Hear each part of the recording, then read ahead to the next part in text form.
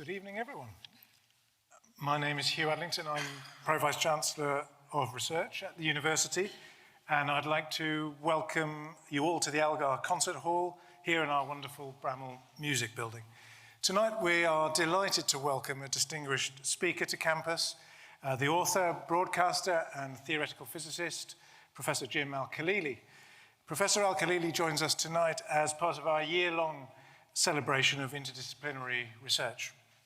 Supporting research that crosses traditional disciplinary boundaries is a key part of our university's history. When Joseph Chamberlain brought together the Birmingham's academic institutions in 1900, his vision was to create a school of universal instruction, not confined to any particular branch of knowledge, but taking all knowledge into its province. This vision for our university captures the potential of bringing together outstanding researchers from different disciplines in a common endeavor. Interdisciplinary research speaks to a fundamental principle of what makes a university great, a place that encourages the exchange of knowledge and ideas for the benefit of all. I am proud that the university has backed up these important ideals with action. 10 years ago, we established our Institute of Advanced Studies to support effective collaboration across the university and bring leading scholars from around the world to campus to enrich our research environment. In 2018, we went on to establish our Institute of Global Innovation to support world-leading multidisciplinary research, addressing some of the world's most complex problems, such as gender inequality, antimicrobial resistance, and access to safe drinking water. These shared challenges arise as a consequence of multiple interconnected factors, requiring high-quality, interdisciplinary research to understand them and to identify solutions. We can look back at our successes with justifiable pride, but we will certainly not rest on our laurels. The culture at the University of Birmingham is characterized by our keen desire to keep on pushing the boundaries of knowledge, and I, for one, am excited about what the future holds. On that note, I would like to welcome our speaker this evening, Professor Jim Al-Khalili. Jim received his PhD in theoretical nuclear physics from Surrey in 1989 and went on to establish himself as a world-leading authority on nuclear reaction theory of light exotic nuclei, publishing over 100 papers on nuclear physics, quantum mechanics, and quantum biology. Of course, many of us know Jim from his work as an author, broadcaster, and champion of the public understanding of science. His book, The World According to Physics, was shortlisted for the Royal Society Book Prize, and he hosts the long-running weekly BBC Radio 4 programme, The Life Scientific. Jim has received many accolades, including the Stephen Hawking Medal for Science Communication, an OBE in 2007, and a CBE in 2021 for services to science. So, ladies and gentlemen, please join me in welcoming the distinguished chair, Professor of Physics, and Professor of Public Engagement in Science at the University of Surrey, Jim Al-Khalili.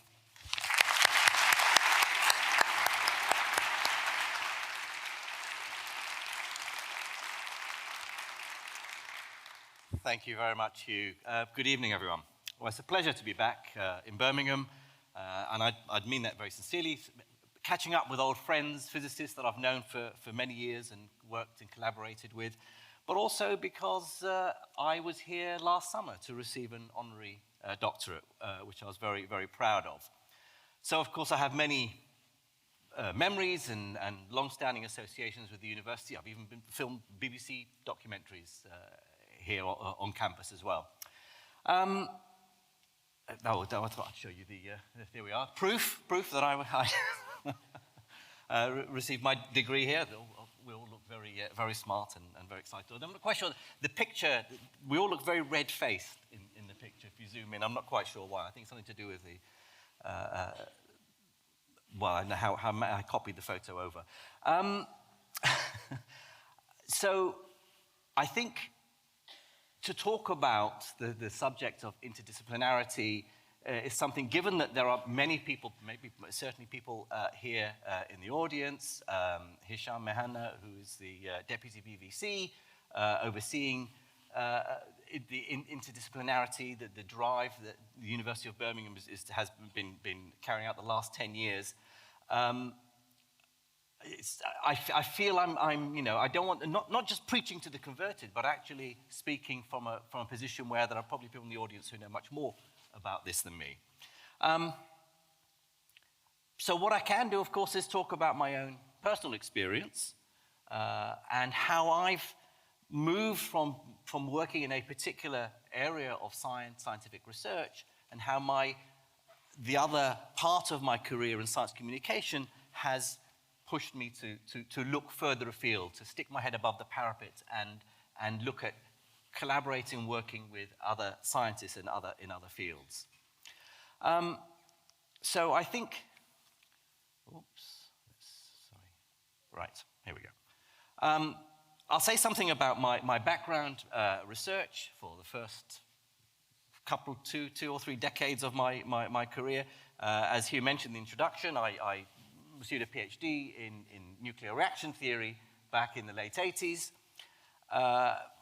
Very focused, lots of quantum mechanics, lots of maths, lots of computer programming. I enjoyed it. It was something that I felt that was my career. That's what I was going to carry on doing for the rest of my career. And that was before I even realized that I also enjoyed communicating science, being a public scientist. So it's a very traditional academic start to my career. Here's a nice. So those I can see members of the nuclear physics group in the School of Physics and Astronomy here smiling, because they'll probably recognize colleagues at Surrey. This was about 20 years old now. The University of Surrey's nuclear physics group. We had quite a large group back then. I also didn't have hair then, but I think I had a little bit. I had cultivated these sideburns with a sort of a pointy. I thought I looked very cool before I decided to shave it off.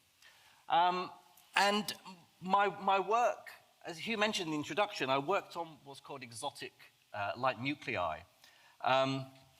Essentially, certain isotopes of the nuclei of light elements like helium and lithium, very light elements, the first part of the periodic table. These atoms have nuclei. Now, an atomic nucleus is made of protons and neutrons, which are all packed together and follow certain rules according to quantum mechanics as how they arrange themselves. But certain isotopes, types of these nuclei, nuclides, have many more neutrons than they should have, and so are unstable. But those last one or two neutrons tend to sort of hang around. They form what's called a neutron cloud or neutron halo. So a lot of my work involved studying how those neutrons survive, how they behave around the rest of the atomic nucleus. And, I made a good living out of that work for a few years. And I enjoyed it, but I also realized I enjoyed communicating science. And by 2004, 2005, around about that time, I started getting more involved in making TV documentaries, mostly for BBC4, not just about physics. I made a three-part series on chemistry, and a lot of my chemistry colleagues were a bit annoyed why a physicist was presenting a documentary on chemistry, and I pointed out that Brian Cox does documentaries about biology as well, and then I realized I'd started doing stuff on biology as well, so I couldn't really complain.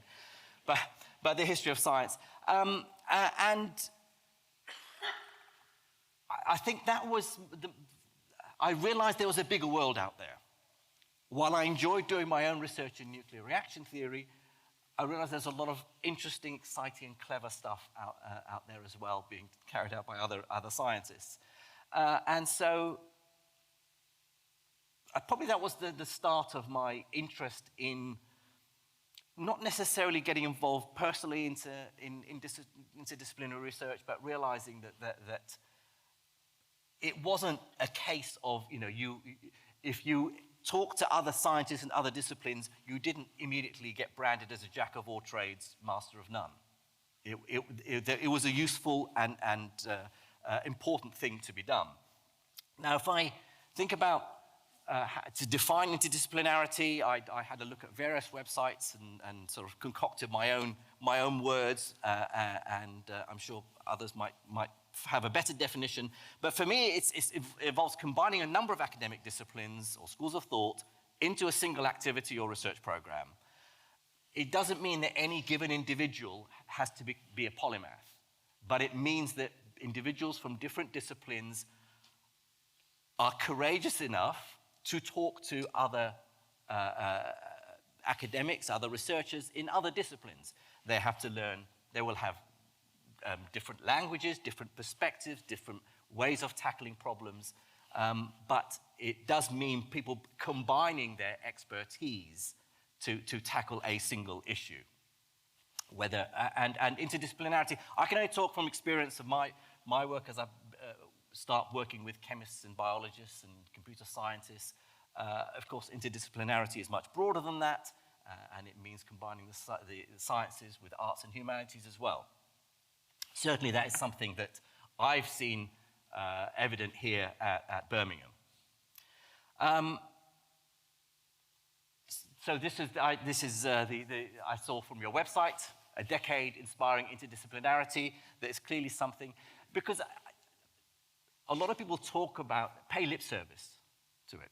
Oh yes, interdisciplinarity is very good, and we should be talking, scientists and engineers should be talking together, should be talking to economists or social scientists. But to actually do it is a different matter, to actually put your money where your mouth is. And I think I genuinely see this happening in Birmingham. It's very evident, very clear.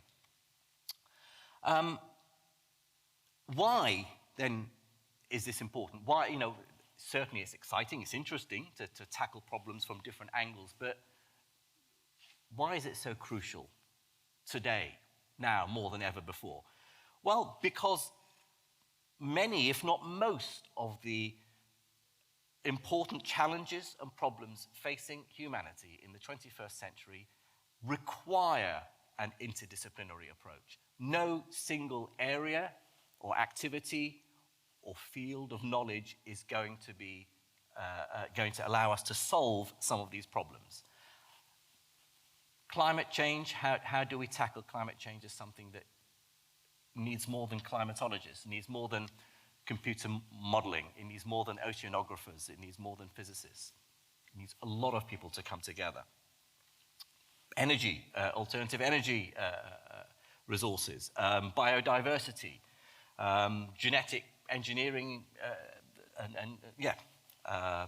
AI, and machine learning, pandemic preparedness. That's something we've seen very evidently in the last few years. The epidemiologists and vaccinologists and immunologists are coming together and having to work together, as well as working with behavioral scientists, social scientists as well. So these are just a few of the examples of the challenges facing us that are not going to be solved by one discipline, one area of science alone. And if we look at the United Nations Sustainable Development Goals, at first glance, you look at something like this and say, well, it's motherhood and apple pie. Yes, we want everyone to be happy and lovely and no poverty and no injustice in the world. But, you have to tackle these issues, and the United Nations in fact, we're closer to the target year of 2030 than we are to the beginning now, in terms of getting a long way towards solving these problems. They all require an interdisciplinary approach, probably. Of course, it wasn't always like this. Our problems and the way we obtain knowledge about the world hasn't always required people to come from different perspectives. In fact, it's interesting to look at how human knowledge has developed over the ages. Plotting a graph is always a good thing in a science talk. If I plot human progress against time, then clearly, starting from prehistory or to now, it started very slowly and gradually ramped up. So, of course, this is what's called an exponential curve. People very often confuse what exponential means. They think it means growing very rapidly. But it doesn't. When you zoom out, you can see that line, even though it's exponential, it's very slow to begin with, and it's starting to ramp up now. If you look at the knowledge of how the world is according to someone from 2,000 years ago, it probably wouldn't be very different from someone 1,000 years ago. Or in the 14th century compared with the 15th century. Of course, once the scientific revolution takes place and we have a better understanding, we develop modern science, things start to progress ever more quickly.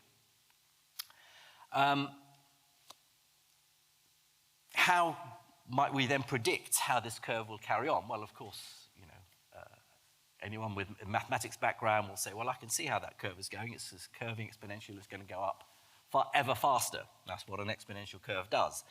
If we look back over the last 25 years, well, let's look back to the last 30 years since, say, the birth of the World Wide Web and the internet. Just imagine, think about how much our world has changed thanks to the internet. What will the world be like 25, 30 years from now? The temptation is to think linearly. So the size of change in society, in science, our understanding, our technologies over the last 25 years will be repeated again over the next 25 years. But of course it won't be. It'll be much, much faster. If I draw this plot again and move the point that is today further to the left, to allow some time in the future, we can do several things. You could imagine, well, let's look at what it was like 25 years ago and extrapolate. So the point from 25 years to now, as a straight line, extrapolate it to that time in the future. That's where we'll be at. Of course, that's a trajectory based on the past growth rate, the last 25 years. What would be more sensible would be to base it on current growth rate. So you sort of extend the curve a little bit and draw a tangent to it and extend that, well, you get slightly higher up. But of course, based on present growth rate. But of course, what we really should be doing is extending that curve exponentially. And we don't know whether the rate of progress in science and engineering and technology and medicine will carry on at the rate it's going now. But it has so far. What this means, of course, is that human knowledge is now so vast that certainly no one person is able to master it entirely in the same way that was done back in the past. So the age of the polymath is certainly over. Aristotle, probably the greatest thinker of all time, back about 300 BC, covered almost all areas of human knowledge. And in fact, there were others less well known, but probably equally impressive. The Persian medieval scholar, Biruni, it said that if you think about any typical university with all the different departments and disciplines, he would have had something to say or written a text on that subject, whether it was astronomy, mathematics, medicine, philosophy, geography, history. Even Isaac Newton we probably regard as something of a polymath today. Of course, no one can do that. Even within a particular discipline, my area of physics, it's impossible for someone to have an understanding of everything in that field. I'm talking about interdisciplinarity, really narrowing it down to being within science, because that's what I know. And I think it's important to define what we mean by science, because then I can see what different areas and disciplines of science have in common. And an important point to make, I guess, for many of you here in the audience, you will know this already, but certainly for people who don't come from a scientific background, it's important to point out that science is not a collection of facts about the world. The bones in the body, the elements of the periodic table, the planets. That's not science, that's knowledge. Right? And there are many ways of gaining knowledge. Not just, I happen to believe that science is the best way of gaining knowledge about the world, the most reliable way, but you can gain it through contemplation and reading texts and listening to other people, from art and literature. There are lots of ways of learning about the world and the human condition. What science has to its advantage is that it relies on the scientific method. You see, science isn't this collection of facts. Science is a process. It's a way of thinking about the world, of testing and checking our understanding of the world, of being prepared to change our minds when we find out that way of thinking is wrong, to come up with a hypothesis, then to make an observation, to gather data, to gather evidence, to test that hypothesis, that theory. So the scientific method is a very reliable way of learning about how the world is. But science is vast. In a sense, there isn't just one scientific method. There are many scientific methods. But you can imagine, the astronomer, a cosmologist, gazing up at the heavens trying to understand the universe, or the clinician carrying out medical trial to study the efficacy of a vaccine or a drug, the chemist studying the nature of matter, the structure of materials, the climate scientist developing computational models, simulations of the Earth's climate, writing computer code, or the Einstein thinking deep thoughts, writing clever equations on a blackboard. They're all doing science. They're all following this broad umbrella term we're calling the scientific method. And they may have different approaches. They speak different languages. They may have different techniques. They do have a lot in common, though. And it's not obvious. If you're an academic and you work in a particular area, in a particular field, you will talk to other researchers within your own specialism. You may meet other academics within your broader discipline department over coffee or lunch, and you'll talk to them, find out about what they're doing. But not all academics will venture off. The physicist isn't necessarily going to go and talk to the economist or the sociologist. The chemist isn't necessarily going to think they have much in common with the computational scientist or the mechanical engineer. I guess what really hit home for me, the similarities, or certainly the importance of making connections between different disciplines, was when I started presenting Life Scientific on Radio 4, because I was suddenly talking to and trying to really get to grips with areas of science, some of which I hadn't even heard of, and understanding how these scientists think, how they come to the conclusions they do, how they do their science.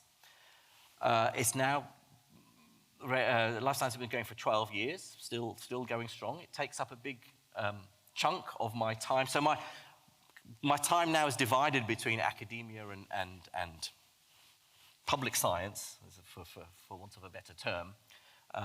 And the Life Scientific is, it's 24 episodes a year, and it's, like a day and a bit per episode effort. So but it's very, I find it very fulfilling.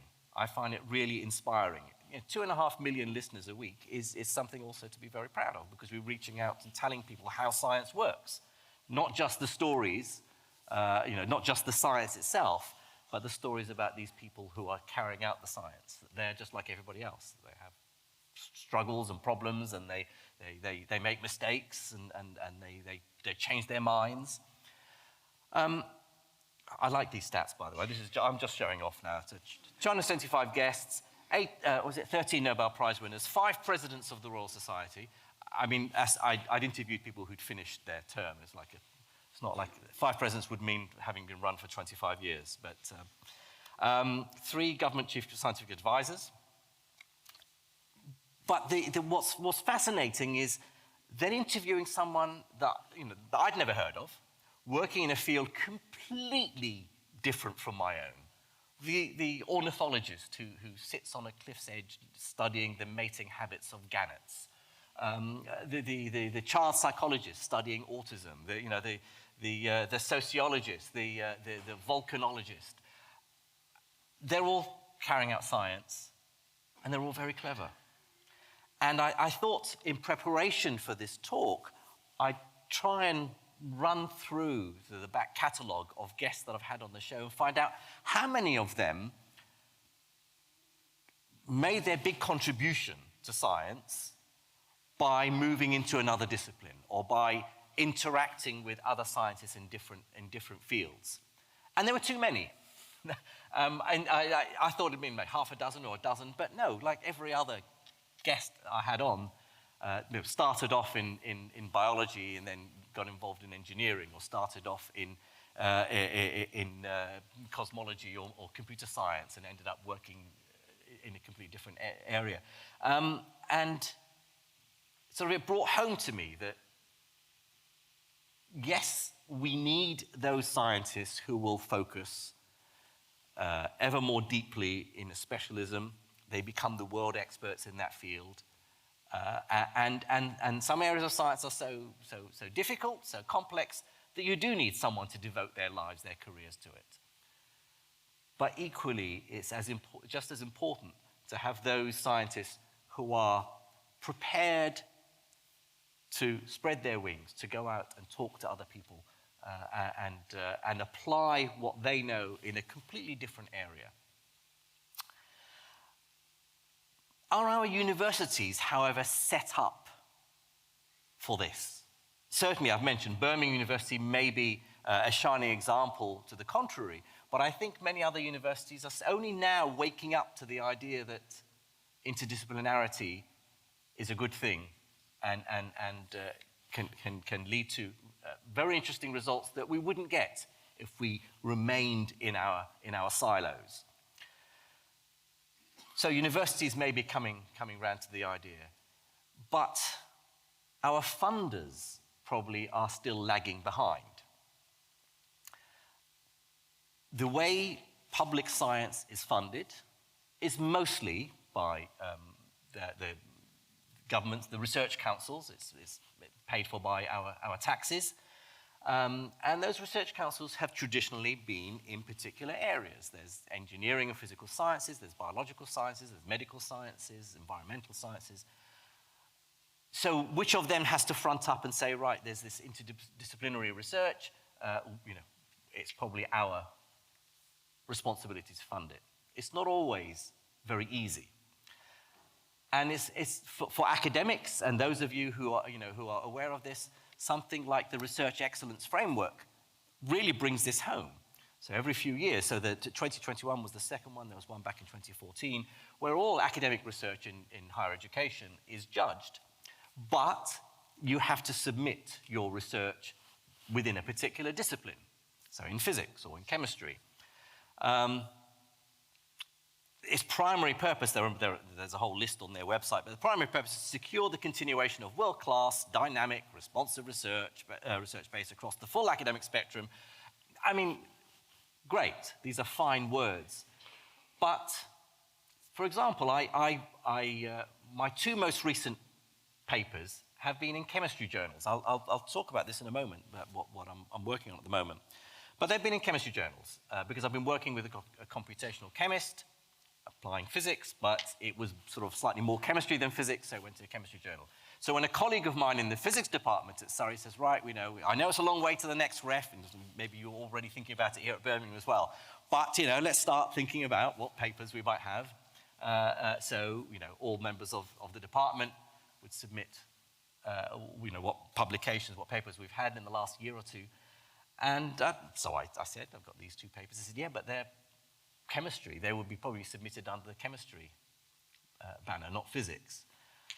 And it just highlighted the problem that something like the Research Excellence Framework, which is meant to reward universities and their researchers for the quality of the research, and there are very complicated metrics that decide how much money you should get, don't really see this move towards interdisciplinarity, this mixing up of areas of science. So I think we still have a way to go there. The silo mentality, I think, is certainly something that has been with us. Well, it's certainly something that starts at a very young age. It starts from school. You know, you're taught the three sciences: physics, chemistry, biology, and they're very separate. And you know, they're all called science, right? But they're very different subjects. You get to university, and yes, you can start seeing an overlap between them. You know, you could do biochemistry or physical biology or physical chemistry, and you can start to see the combination. But that's just within these traditional sciences, let alone engineering or computer science, and more widely outside of the exact sciences. So I wanted to say something about how my research has moved in the last few years, having started off as a nuclear physicist and carried out research in nuclear physics, partly driven by seeing a wider picture through my science communication, through presenting the Life Scientific. I realized that there's an interesting bigger world out there. And so an area that I've moved into in probably the last 10 years, but increasingly so in the last 4 or 5 years, is quantum biology. Now, I want to say a little bit about that, because what's nice about it is that it sits smack bang in the middle. It's an area, it's a new interdisciplinary area of research that requires input from quantum physics, from computational chemistry, from molecular biology. So a little bit of a background, of course. I'm sure many of you know at least what quantum mechanics is. But if you think about the scale of objects in the universe, you can go down in powers of 10 from objects that we're very familiar with, that we would apply the sorts of equations to understand their dynamics. Like a tennis ball, we'd use the sort of equations that we'd learn about at school. Newton's laws of motion, to understand the energy and momentum and angular momentum, the spin of a tennis ball, for example. That works as you go down in scale, but you reach a point. It's very blurred where that point is, but where those laws of what we call classical mechanics no longer really work, no longer really apply, and we need a new mechanics. That's what's called quantum mechanics. It's very different. It's based on a different mathematics. It tells us there's a very different world down at this microscopic scale. And it's the world down below sort of a billionth of a meter, a nanometer. The boundary between the quantum and the classical, the quantum and the everyday, the microscopic and the macroscopic is very blurred. And in fact, theoretical physicists are still working on what's called the quantum classical transition. In the context of what I want to say over the next, how are we doing for time?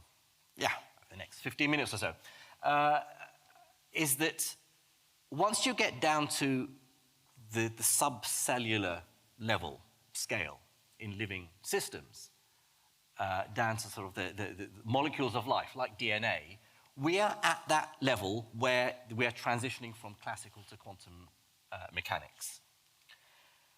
Quantum mechanics is something that physicists and chemists are very familiar with, and even if sometimes when we think about its philosophical implications, we scratch our heads and say we still don't understand it, still, we know it's very reliable and it's given us a very reliable picture of our physical universe down at the micro scale. So we know that the atom, the atomic nucleus, the nuclear physics that I studied in my career, nuclei are made of protons and neutrons. We know that protons and neutrons are made of even smaller constituents, quarks and gluons. Roughly speaking, with apologies to all particle physicists, our universe of matter is basically made of 3 particles: up quarks, down quarks, and electrons. That's it, arranged in very clever ways. The bottom right corner is the neutrino, with even bigger apologies to neutrino physicists. You know, no one really cares about the neutrino. It's just there to make up the numbers. Otherwise, there'd be an empty square in that box. But you know, by the middle of the second half of the 20th century, you know, physicists were building giant machines like the Large Hadron Collider. This is the iconic picture of the Atlas detector. I know that people here in Birmingham in the physics department are working on this. And you see the scale, see an engineer standing with a hard hat in the middle. It's essentially a giant camera to capture what's going on down at the tiniest scales when you smash particles together. So by, you know, say by the end of the 20th century, but we needed to wait until 2012 to discover the Higgs boson, we had what we call the Standard Model, the particles that make up our physical reality. It's still not complete. There are still many questions to be answered. But the fact is, we only got here because we had developed the rules that govern the world down at that scale, quantum mechanics. Likewise in chemistry. This is a modern, I hope it's the most modern. I'm not sure that any, all the elements that have been discovered recently have been named. So this is a modern periodic table of the elements. And you can see, I don't have a pointer, but you can see in the big chunk bottom right, OG, element 118. It's the heaviest element ever created, oganesson, named after, that's the only element named after a living scientist, Yuri Oganesson, who's a Russian nuclear physicist. There are lots of elements named after people, but he's the only one who's still living. My point is that even when Mendeleev first put together the earliest periodic table in the 19th century, of course, only roughly half of those elements were known back then. There was a logic to categorizing and organizing and arranging them in this table, in this grid, according to their physical and chemical properties.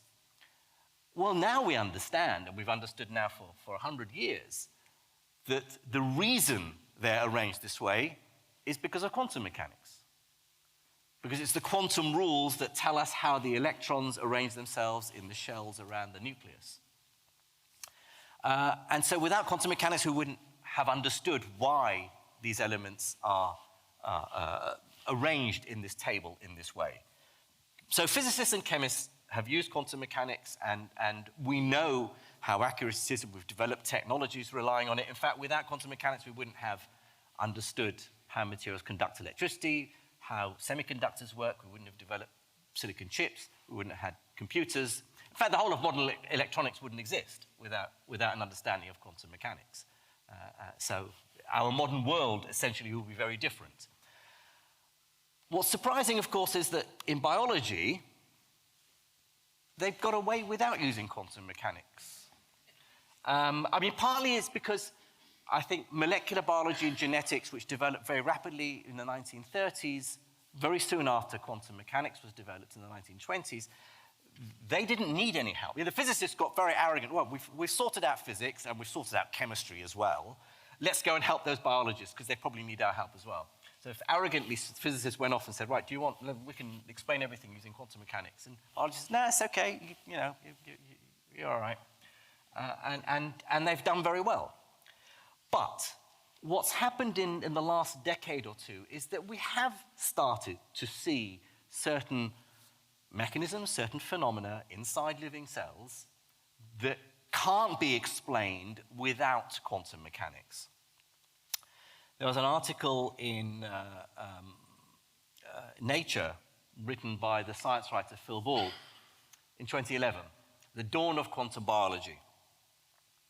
And he highlighted certain mechanisms, still very speculative, they may be wrong, but things like, photosynthesis, the way plants and bacteria capture sunlight and deliver that lump of energy, that photon, down inside the cell from the chlorophyll molecule that captures it all the way down to what's called the reaction center, where it's turned into chemical energy. It does that with such tremendous efficiency that it can't be explained through classical mechanics, without quantum mechanics, because it will be that photon will be bouncing around randomly like a ball in a pinball machine and almost certainly be lost as waste heat. But no, almost 100% of the time it finds its way where it needs to. And there was developed a theory, and there was a very important paper suggesting that, in fact, what that photon does is follow multiple paths simultaneously, what's called quantum coherence. And it does that in order to all the paths cancel out to give the probability of arriving at the right spot every time. There are other examples. So the picture of the bird there, famously, the European robin became the poster child of this new field of quantum biology because it was an example of a creature that has a built-in compass, giving it sensitivity to the Earth's magnetic field, what's called magnetoreception. This has been known since the 1970s. The European robin migrates from Scandinavia and northwest Russia down to the Mediterranean by following the angle of inclination of the Earth's magnetic field. If you think about the Earth as a giant bar magnet, and the north and south poles, the magnetic field lines, the iron filing, if you remember experiments at school, the lines are vertical into the ground at the north and south poles, but around the equator, they're parallel to the ground. These birds can track the angle of inclination of the field. What wasn't known was where this compass was. How did the bird know this? And a very important paper was published about 12, 13 years ago by a guy called Thorsten Ritz, which suggested that, in fact,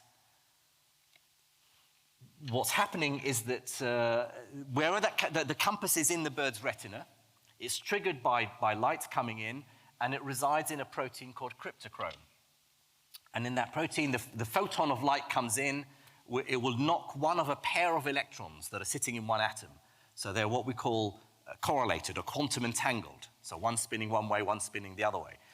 The photon will knock one of them out, and then it jumps onto a neighboring atom, still within this large protein. And, proteins have hundreds of thousands of atoms in them, large biomolecules. But those two electrons remain quantum entangled. They remain part of the same system, we would say in quantum mechanics. And so the way they spin is like a delicate dance that is very sensitive to their orientation in the Earth's magnetic field. Even though the Earth's magnetic field is very weak, it can affect how these two electrons interact with each other or feel each other's presence if they're quantum entangled. And that will then somehow, which hasn't been sorted out yet, send a signal to the bird's brain to tell it which direction to fly. It's the only theory that we have at the moment to explain magnetoreception. Doesn't mean it's the right theory. I find it very cool that a concept like quantum entanglement that's becoming much more important as these days in quantum mechanics, but it's a concept that even Einstein didn't like. He famously referred to it as spooky action at a distance. He didn't like it. He didn't like the idea that something over here can instantaneously be aware of something far away. If spooky action at a distance, quantum entanglement, helps the European robin navigate its way down to the Mediterranean, I sort of think that's quite poetic and quite beautiful. But we started work in quantum biology at Surrey, and together with a colleague of mine who's a molecular biologist, John Joe McFadden, we applied for a large grant from the Leverhulme Foundation, and we created a doctoral training center. So basically fund PhD students. So this is the first cohort. We had 21 students come through. In fact, this Friday, the first 4 are at their graduation ceremony, got their PhDs. And they came from all sorts of areas, from physics, from chemistry, from molecular biology. And they're sort of the first generation of young quantum biologists. They were carrying out interdisciplinary work in their in their PhDs. I just want to highlight that the Surrey University, I probably didn't think we'd get this grant. And so they said, well, to help strengthen the grant, we'll put in-kind money, we'll add funding for an extra half a dozen PhD students, we'll create a new lectureship in quantum biology, you can have the top floor of the chemistry building, all very nice. And then we got the grant, so of course they had to cough up. But it was a very nice open plan office, and before the whiteboards went up, the theoretical physicists needed something to scribble on, so there's lots of stuff on the windows there that I had to take a photo of. Schrodinger's equation, plus things like I need more beer, the usual things that PhD students write. But I wanted to spend just the last few minutes, how am I doing for time? For maybe like 5 minutes, talking about the research we're carrying out, which is another area of quantum biology that's very showing itself to be very interesting. So this is the area that I've been working with colleagues in chemistry on and publishing papers on. And it's proton transfer in DNA. So DNA, the double helix, essentially, if you think of the DNA as a twisted ladder, the rungs of the ladder are hydrogen bonds. They're basically a hydrogen atom that provides the glue that holds the two strands together. Essentially, these are bonds between the nucleotides. The letters of if you've done any genetics, you've got A, T, C, and G, the 4 molecules of life that make up the alphabet of life. These hydrogen bonds, because I'm a nuclear physicist, I don't call them hydrogen atoms, I call them protons. I don't care about electrons, they're along for the ride. This is a proton that can jump from one strand to the other. So if you zoom in on, say, 2 nucleotides, say adenine and thymine, A and T, you can see the 2 dashed lines at the top there. Those are the bonds. So here's this is when I showed you that ball and sticks model that biologists use because they don't want to think about quantum mechanics. This is very much quantum mechanics. This is created from an approach, a theoretical approach called density functional theory. The student who produced this assured me it took many weeks of calculation to do this. So you see, the white balls are protons, and they're jumping between nitrogen and nitrogen, or oxygen and nitrogen atoms. This had been suggested over half a century ago by a Swedish physicist called Per-Olof Lövdin, who his work influenced Crick and Watson as well, who suggested that this proton would prefer to sit closer to one strand, closer to one of these nucleotides than the other. It's more stable. But it can spontaneously jump from one side to the other every now and again. Of course, if one jumps, the other jumps to keep things in equilibrium. But it doesn't like staying there for too long, and it could bounce back again. And the idea would be that this proton could jump across if it had enough energy. So these DNA is embedded in a solution, in water. So you can imagine water molecules bumping into this proton and knocking it over, giving enough energy to push it over the energy barrier, over the hill.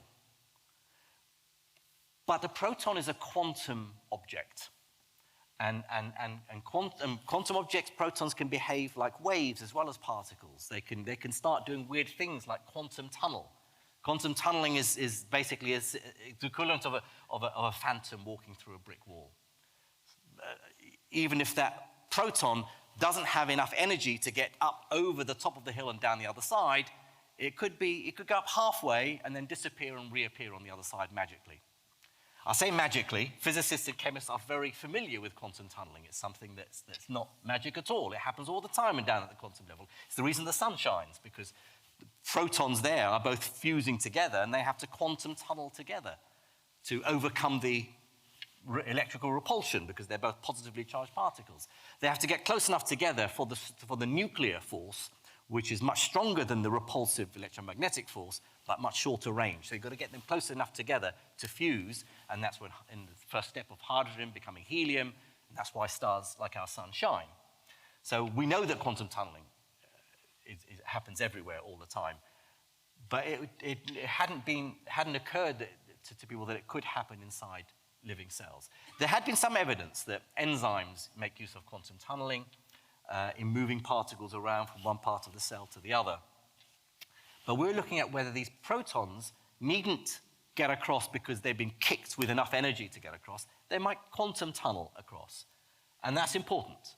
And it's important because if these protons end up on the wrong nucleotide, then when those strands unzip, there's an enzyme system called the helicase, which unzips the two strands of DNA and then makes copies of them.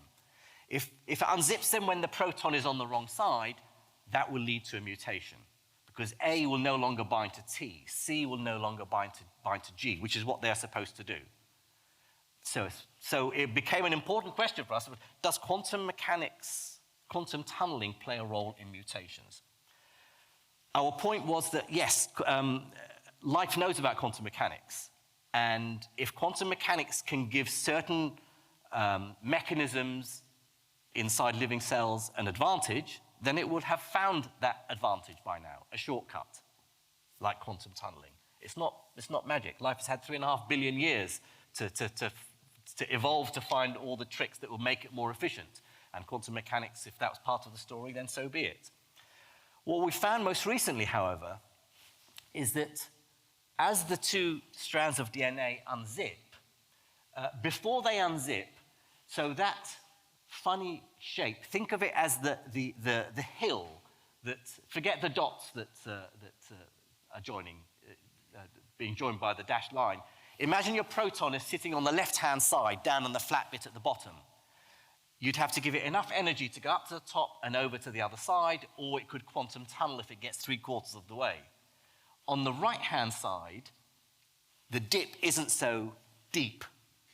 And what we say is that's not such a stable position for the proton to be. But we calculated that DNA, before it unzips, there's a 1 in 10,000 chance that it will be on the other side. 1 in 10,000 chance of a mutation, that's huge, far higher than the rate of mutation that we see. And we know there are other reasons why mutations take place, ionizing radiation, copying errors, and so on. But of course, the real surprise was what happens when it unzips. Because it seems that so this is when it's stable. As it unzips, the shape of that energy surface changes. And it changes because of a little molecule, an amino acid called N624, sits there and changes the energy that the proton feels on each of the strands. And so what happens is if the proton's on the wrong side, it just rolls down back to its original place. So it's far less likely that it will be found in the wrong position, far less likely that there will be a mutation. Now, my chemistry colleague, Marco Sacchi, said, that's very disappointing, so quantum mechanics doesn't play a role in mutations. We want it to, that's a null result, so we don't want to. I said, but that's equally important. It still means that life knows about quantum mechanics, but it has evolved the ability to mitigate against, we don't want quantum mechanics causing mutations at such a high rate. It may be that life has evolved the ability to stop quantum mechanics from causing mutations. So it's an interesting subject, and it means we're having to learn not only, and I'm applying my physics knowledge to, proton tunneling is something that I would have studied and done a lot of in my nuclear physics research days. The computational chemist is running simulations using this density functional theory. We're applying it in molecular biology, so we have to learn a bit of biology as well. No one person, no one area of science would have been able to make any progress in a field like this. You had to have an interdisciplinary approach, people working together.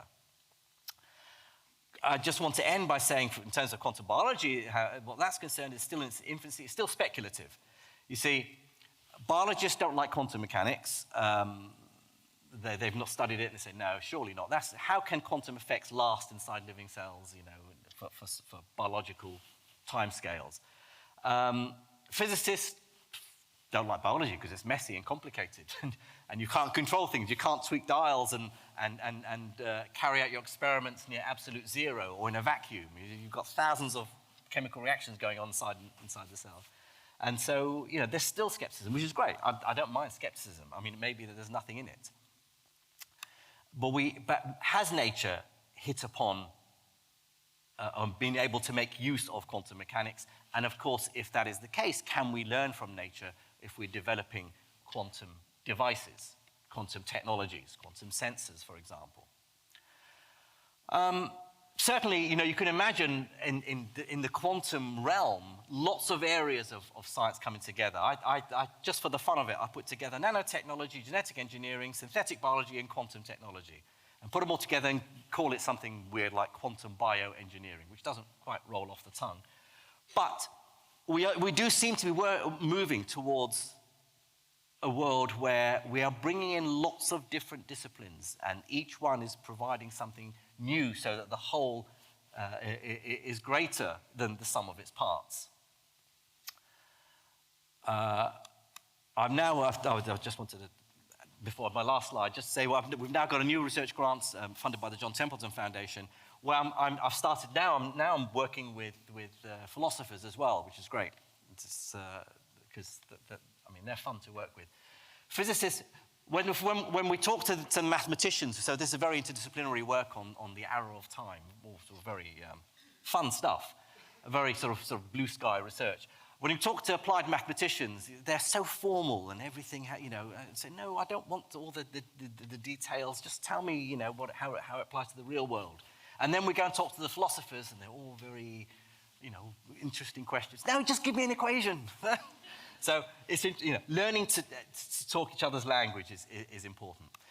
My last slide then is, so when it comes to interdisciplinarity, what is the answer? Certainly our research culture has to change, and it is changing, and we see it in evidence here in Birmingham. Universities are starting to get this, but I don't think our funders do yet, certainly not enough. It's difficult to get funding for interdisciplinary research. Certainly it's easier in industry because there's a common goal, a problem to be solved, and you just bring in the expertise you need from whatever area, and it doesn't matter. There's no issue there. But in universities and higher education, we also live in departments. We also have to teach undergraduates, and there is still that tradition of teaching a physics undergraduate or a chemistry undergraduate or a computer scientist. And so inevitably there's going to have to be a balance. We can't just teach people climate science or genetic engineering or AI. We have to teach them the disciplines. And maybe it's something that we have to change all the way back to school level. I'm not suggesting that we replace physics, chemistry, biology with, artificial intelligence, robotics, genetics, and climate science. That would be three interesting areas to teach them. I think we do still need to teach them the nuts and bolts. But if we are to tackle the big challenges facing humanity in the 21st century, we absolutely have to find a way of encouraging and increasing an acceptance that our research will be interdisciplinary in the future. Thank you very much.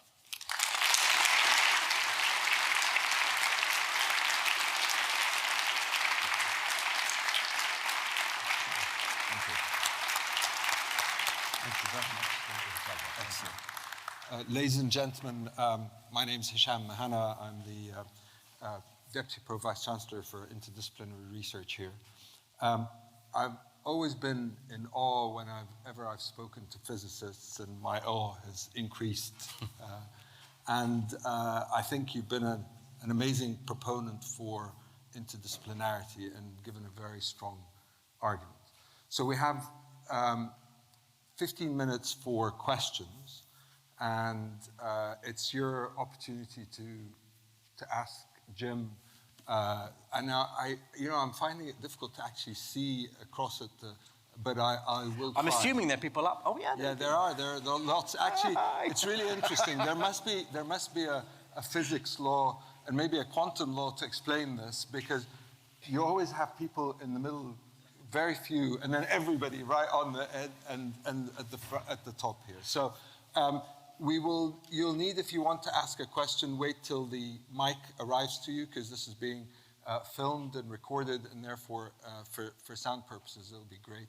But let's who's got a question, and who would like to I think you start? scared them with the being filmed.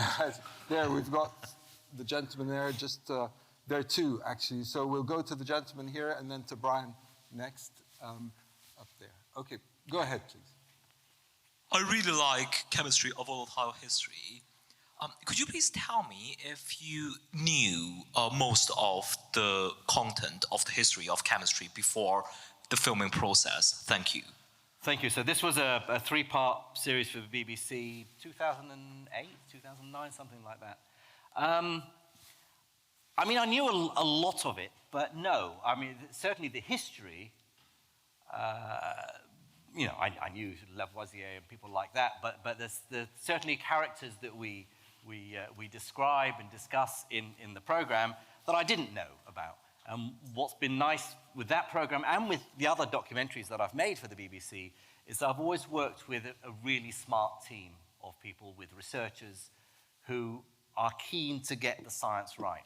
And they will spend months of researching around a subject before we even start filming. And so it meant it was very nice for me to be able to trust that they had got the science right.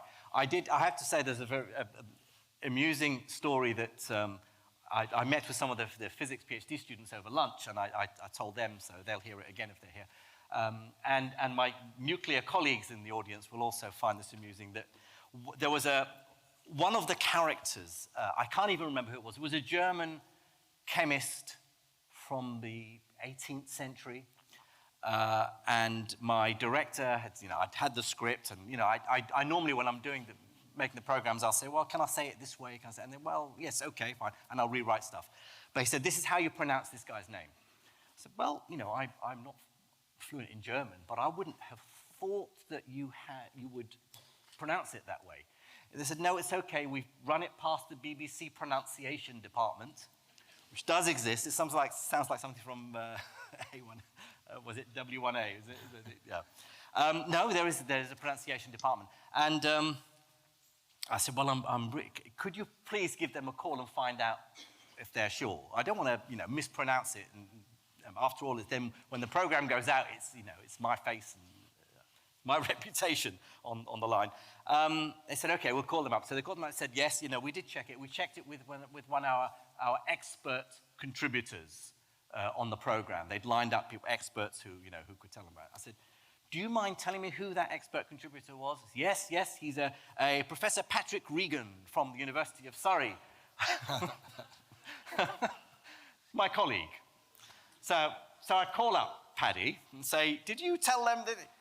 He said, yeah. I said, well, are you sure? He said, well, no, I just looked it up on Wikipedia and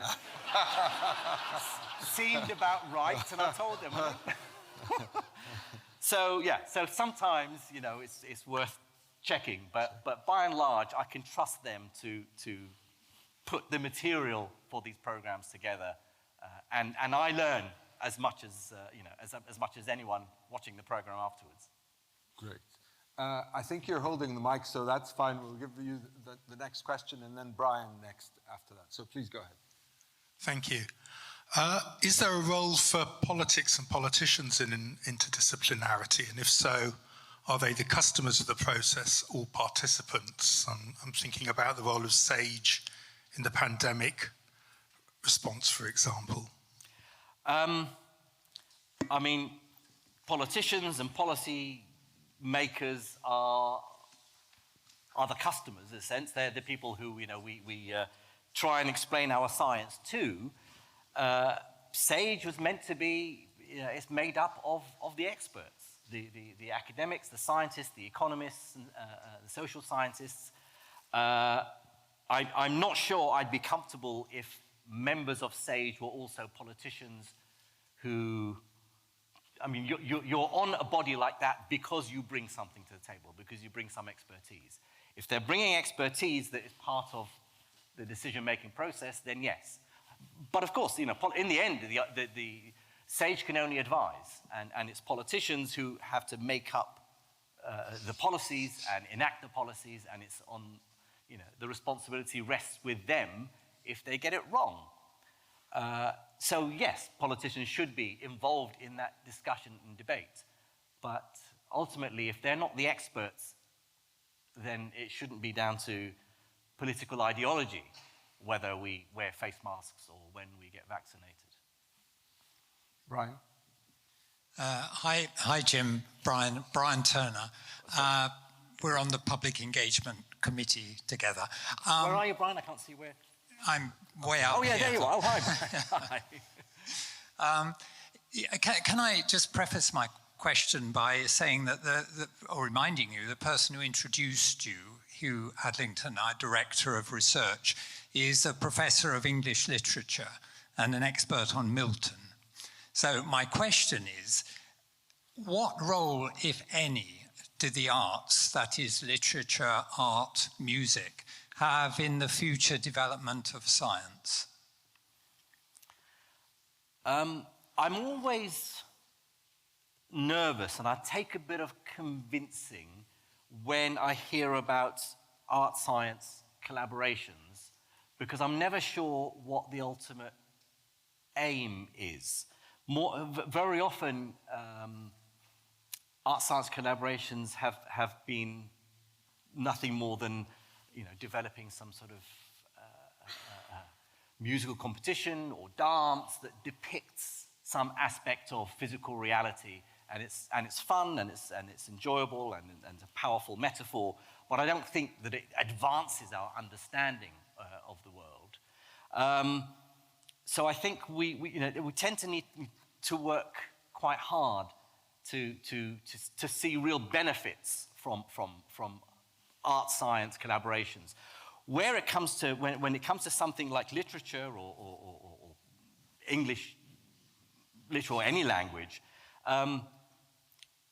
science is about communicating ideas, and it's about getting across concepts that are not familiar to people, particularly, say, in the natural sciences, in the exact sciences, and physics and maths and astronomy, that may require an understanding, or a technical understanding that takes years to develop. So then it is very important to be able to use language to get across these ideas in a way that is more understandable. In the same way that philosophy is important, because philosophy helps us figure out what questions to ask in the first place before science comes along and tries to attack them. So yes, there is a role for that sort of collaboration coming together, but simply to say that arts and sciences, I've developed some new dance to depict quarks. I tend to be a bit more skeptical about that. Do you think the definition of science being a process by which you reach a solution or a result, really that definition applies to every discipline that we do, whether it's in the arts or the social sciences or in the STEM sciences, as we call them, so to speak? Do you think that really there's that commonality of science, if you want to call it in that broader sense, that applies to everything? I think that's true. Testing ideas. I had a book I published last year called The Joy of Science, where I try and sort of break down what is the scientific method. Is there something about the scientific method we say, well, yes, that is science, and then compare science with, say, history. Well, history is about coming up with a hypothesis about something about the past, and that has a narrative that you then look for evidence to support it. And if you find evidence to the contrary, then clearly that narrative is wrong. That's exactly how we do science. So absolutely, I think there are lots of similarities about postulating, hypothesizing, coming up with a theory, a narrative, a picture of the world, and then looking for evidence to support or refute that idea. And also what we found in Institute for Global Innovation and the IIS when we brought people together, is the different perspectives of somebody from arts or law or social sciences to the STEM sciences actually brings new understandings, which we found really, really beneficial. You know, so it's not about, it's about a different way of thinking and a different perspective that can then open up ideas. Yeah, I think, you know, my extent of my interdisciplinary thinking has really only been with other STEM subjects, other scientists, engineers, mathematicians. I guess maybe I haven't yet taken that bigger step out to Although talk you to the have social philosophers scientists. in your next I have, well, they're philosophers of physics, so they're sort of physicists, basically. Now, your next Hi, question. I'm Trish Thomas. I work at the medical school. I'm a bioinformatician and an experimentalist, and I've been lucky enough to work with many amazing people who do interdisciplinary research. But I've met quite a lot of really established researchers who are not that passionate about interdisciplinary research. I wonder if you had any advice about how to get them excited about interdisciplinary research and how to approach that. I think they're different personalities, and we need both researchers. You know, we need those who will just focus, dig deeper and deeper in a narrow field, because some areas of research really requires that dedication, and no one else can help. You know, you really do have to get to the bottom of this problem.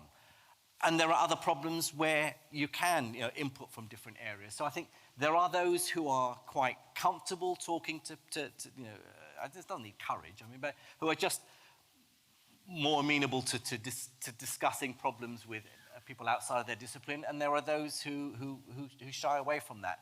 I don't think we should try and force everyone to work in an interdisciplinary environment, in the same way that we shouldn't force everyone to stay within that silo mentality. Jim, we've got one more question, time for one more question. So, hello. Sorry. This has been playing on my mind for a bit during the lecture. When you were talking about how being inspired by life and using, you know, the natural phenomena to, you know, make new technology.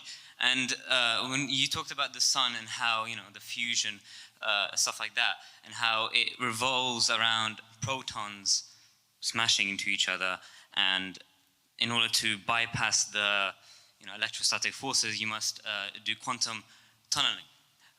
Is there any way to induce quantum tunneling, like now, I guess? And is there any way that we can use quantum tunneling in like energy research and stuff like that?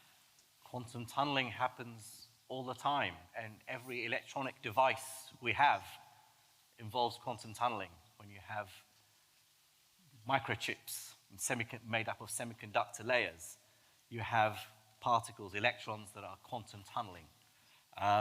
Even in a copper wire, in a plug, where the outer surface of the wire gets rusty and becomes more insulating, electrons can quantum tunnel through a narrow insulating barrier. So yeah, I mean, it's absolutely ubiquitous, quantum tunneling, and certainly in all modern electronics, that's the way, you know, we make microprocessors. They're even going all the way back to valves and diodes and things. You know, it was all, you know, that's how we understood how semiconductors work, by understanding that we put them together and in an arrangement that means electrons can find it more difficult to go one way than the other. They have to quantum tunnel. I'm afraid we're kind of run out of time. Before I thank Jim, I just wanted to make a couple of thanks to the team at the Institute for Global Innovation and Advanced Studies for the hard work that they put into this great event and the great day that we've had earlier with Jim. So Suki and David and Sue and Dom Moran for being part of the initial ideas as well. So thank you all for that. And Jim, you've given us a great lecture with a lot of insights, really inspired, I think, further inspiration for interdisciplinarity. Thank you very much for your time and for your effort. My pleasure. Thank you.